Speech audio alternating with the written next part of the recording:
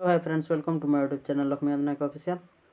आज आम पढ़ा एग्रीकल्चर इंडियन एग्रीकल्चर क्वेश्चन गुड़िक डिस्कसन करवा जोटा गुड़िक 2 नंबर पर उद्दिष्ट क्वेश्चन से गुड़िक आम आज डिस्कसन करवा एवं 3 मार्क विशिष्ट क्वेश्चन गुड़िक डिस्कसन करवा आगू वीडियो किंतु वीडियोटी को समस्ते शेष पर्यंत देखिए।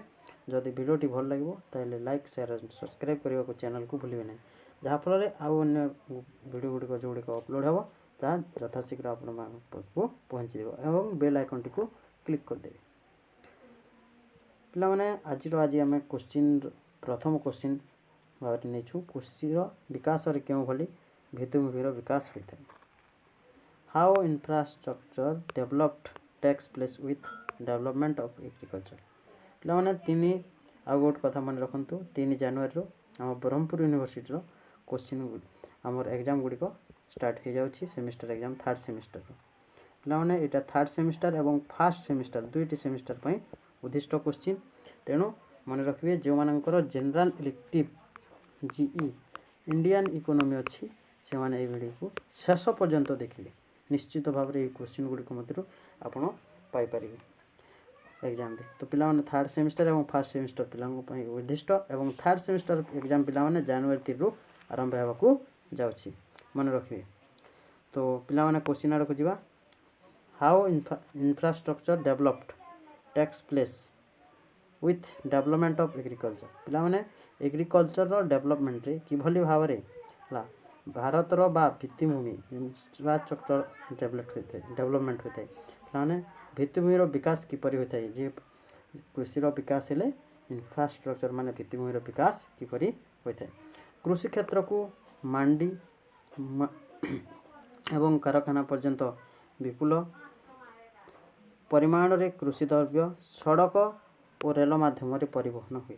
पिलाने कृषि क्षेत्र रू मंडी एवं कारखाना पर्यंत मुंडी सार मंडी नुहे मुंडी हवा कथा मंडी एवं कारखाना पर्यंत विपुल परिमाण कृषि द्रव्य सड़क और रेलपथ माध्यम परिवहन हुए।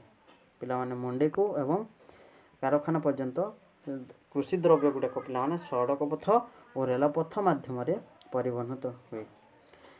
कृषि कार्य मान संपादन पर बैंक अर्थ प्रदान करे। पिलाने कृषि कार्य करने बैंक आमको अर्थ प्रदान मान लोन दे थाए न दे थाए। पिलाने गोदाम कृषि द्रव्य को गच्छित रखिबारे साहाय्य करे। पिलाने गोदाम गृह जदि नथिबा संग्रहालय जदि नथिबो ताहेले कृषि द्रव्य गुड़िक कोठी रखिबा तो गच्छित करिबारे साहाय्य करिथाए। यही समस्त राष्ट्र रे भित्तिभूमिर सुविधा मान वृद्धि रे साहाय्य करते। यही सब गुड़िक पिलाने राष्ट्र रे भित्तिभूमि माने इंफ्रास्ट्रक्चर डेवलपमेंट रे सुविधा मान वृद्धि रे साहाय्य करते। तो पिलाने एही भली भाव रे जदि कृषिर जदि आमे उन्नति करिबा ताहेले इंफ्रास्ट्रक्चर माने भित्तिभूमिर मध्य उन्नति हेबो। पिलाने 2 नंबर क्वेश्चन आड़ को जीवा। 2 नंबर क्वेश्चन कौन देछि कृषि विकास रे अणकृषि क्षेत्र कहीं विकास करे। पिलाने कृषिर जदि विकास हो ताहेले अणकृषि क्षेत्र मध्य किपरि भाव रे विकास करिवो। Why non agriculture sector develop due to development of agriculture. पिलाने एग्रीकल्चर डेवलप रे अणकृषि क्षेत्र जो गुड़िक कृषि क्षेत्र नुहे से गुड़िक मध्य किपरि भाव रे डेवलप बा उन्नति हो पारिबो बा विकास हो पारिबो। भारत रे कृषक मानकर क्रय शक्ति अत्यंत न्यून। पिलाने भारत रे हला कृषक मानकर क्रय शक्ति अत्यंत न्यून माने कम परिमाण से माने अधिक परिमाण खर्च करि परिबे नाही क्रय करिबारे। एहार परिमाण स्वरूप अणकृषि क्षेत्र द्रव्य स्वल्प चाहिदा और सीमित बजार देखा जाए। पिलाने अणकृषि क्षेत्र स्वल्प चाहिदा और सीमित बजार देखा जाए माने कम परिमाण जिनिस बिक्री होता है और लाभ मध्य कम होता है। एवं कृषि क्षेत्र विकास फल कृषि क्षेत्र विकास फल कृषक मानकर क्रय शक्ति वृद्धि घटे। जदि पिलाने कृषि क्षेत्र विकास हो चाष भल हो टंका रोजगार हेले पिलाने कृषि क्षेत्र में रोजगार हेले क्रय शक्तिटा वृद्धि हे। वृद्धि होला परे अणकृषि क्षेत्र में जेपरि जड़े अणकृषि क्षेत्र में क्रय करने को गले से अधिक मूल्यर जिनिस किनीपर और अधिक टंकार किनीपर जहाँफल अणकृषि क्षेत्र में चाहिदा वृद्धि पाइब। तेणु राष्ट्रर अणकृषि क्षेत्र एक उत्साह पाई थाए। पिलाने एभली भाव ଅଣକୃଷି କ୍ଷେତ୍ର ଯଦି ଡେଭଲପ୍ ହେବ ବା ଉନ୍ନତି ହେବ ତାହେଲେ ଅଣକୃଷି କ୍ଷେତ୍ର ମଧ୍ୟ ଉନ୍ନତି ହେବ ନିଶ୍ଚିତ ଭାବରେ। ନେକ୍ସଟ କ୍ୱେଶ୍ଚିନ୍ ଯିବା 3 ନମ୍ବର କ୍ୱେଶ୍ଚିନ୍ ପିଲାମାନେ। 3 ନମ୍ବର କ୍ୱେଶ୍ଚିନ୍ କ'ଣ ଦେଇଛି ଦେଖ, ଖାଦ୍ୟ ଓ ଅଣଖାଦ୍ୟ ଫସଲ କେଉଁଗୁଡ଼ିକ ଖାଦ୍ୟ ଏବଂ ଅଣଖାଦ୍ୟ ଫସଲ କେଉଁଗୁଡ଼ିକ ଅଟେ? ପିଲାମାନେ ଖାଦ୍ୟ ଗୁଡ଼ିକ କେଉଁଟା ଏବଂ ଅଣଖାଦ୍ୟ ଫସଲ, ଖାଦ୍ୟ ଫସଲ କେଉଁଟା, ଅଣଖାଦ୍ୟ ଫସଲ କେଉଁଟା, ସେ ବିଷୟରେ ଆଜି ଆଉ ଗୋଟେ କ୍ୱେଶ୍ଚିନ୍ ଆମେ ଡିସ୍କସନ୍ କରିବା। ପିଲାମାନେ ନିଶ୍ଚିତ ଭାବରେ ଦେଖନ୍ତୁ, which are food and non food crops, ମାନେ ଖାଦ୍ୟ, ଫୁଡ୍ସ ମାନେ ଖାଦ୍ୟ, ନନ୍ ଫୁଡ୍ସ ମାନେ ଅଣଖାଦ୍ୟ। ଖାଦ୍ୟ ଶସ୍ୟ ଦୁଇ ପ୍ରକାର, କ ହେଲା ଧାନ, ଗହମ, ମକା, ବାଜରା, ଯଅ ହେଲା ପିଲାମାନେ ପ୍ରଭୃତି ଖାଦ୍ୟ ଫସଲ, ପ୍ରଭୃତି କ'ଣ ପିଲାମାନେ ଖାଦ୍ୟ ଫସଲ, ଏବଂ ମୁଗ, ବିରି, ଶିମ୍ବ, ମଟର ଆଦି ଡାଲି ଜାତୀୟ ଶସ୍ୟ ପିଲାମାନେ ଅଣଖାଦ୍ୟ ଶସ୍ୟରେ ଅନ୍ତର୍ଭୁକ୍ତ ଫସଲ। ଏଇଟା ସବୁ ପିଲାମାନେ ଦୁଇ ପ୍ରକାର ଫସଲ, ଖାଦ୍ୟ ଫସଲ, ଅଣଖାଦ୍ୟ ଫସଲ। ଖାଦ୍ୟ ଫସଲ ହେଲା ଧାନ, ଗହମ, ମକା, ବାଜରା, ଯଅ ହେଲା ପ୍ରଭୃତି ଖାଦ୍ୟ ଫସଲ। ମୁଗ, ବିରି, ଶିମ୍ବ, ମଟର ଆଦି ଡାଲି ଜାତୀୟ ଶସ୍ୟ। ଏବଂ ଅଣଖାଦ୍ୟ ଶସ୍ୟରେ ପିଲାମାନେ ଅନ୍ତର୍ଭୁକ୍ତ ହେଲା ତୁଲା। ତୁଲା କ'ଣ ଆମେ ଖାଇପାରିବା? ନାହିଁ, ଏଥିରୁ ବସ୍ତ୍ର ମାନେ ସୂତା ତିଆରି କରିକି ଆମେ ବସ୍ତ୍ର ତିଆରି କରିବା। ଝୋଟରୁ ମଧ୍ୟ ଆମେ ସୂତା ତିଆରି କରିକି ବସ୍ତ୍ର ତିଆରି କରିବା। ଆଖୁ, ଚିନାବାଦାମ ତୈଳବୀଜ ଇତ୍ୟାଦି ଏସବୁ ଗୁଡ଼ିକୁ ଅଣଖାଦ୍ୟ ଫସଲ ଭାବରେ ଗ୍ରହଣ କରାଯାଇଥାଏ ପିଲାମାନେ। ତ ପିଲାମାନେ ଜାଣିଲେ କେଉଁଗୁଡ଼ିକ ଖାଦ୍ୟ ଫସଲ ଏବଂ କେଉଁଗୁଡ଼ିକ ଅଣଖାଦ୍ୟ ଫସଲ, foods and not foods. Mahalwari ବ୍ୟବସ୍ଥା କ'ଣ? ପିଲାମାନେ ମହଲୱାରୀ ବ୍ୟବସ୍ଥା କ'ଣ? What is Mahalwari system?